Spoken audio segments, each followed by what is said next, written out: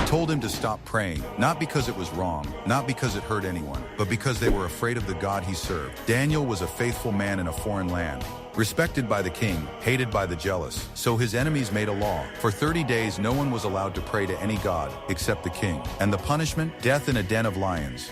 But Daniel did not hide his faith. That same day he opened his window, knelt down and prayed to God, just as he always had. They saw him, they reported him, and the king was forced to act.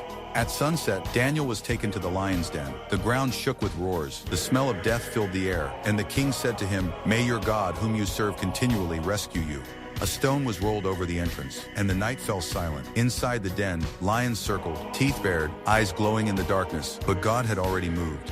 That night, the Lord sent his angel, not to remove the lions, but to shut their mouths. The beasts lay still, the angels stood guard, and Daniel slept in peace. At dawn, the king ran to the den and cried out, "Daniel, servant of the living God, has your God been able to save you?" And from the darkness came a calm voice, "My God sent his angel, and he shut the lions' mouths.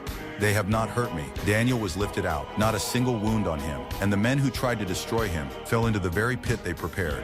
That day the king declared, "The God of Daniel is the living God. He endures forever. He rescues and he saves." And here is the lesson. God does not always stop the trial, but he is always present in it. He may not remove the lions, but he will never leave his faithful ones alone. If you trust him, he will shut every mouth raised against you. Amen.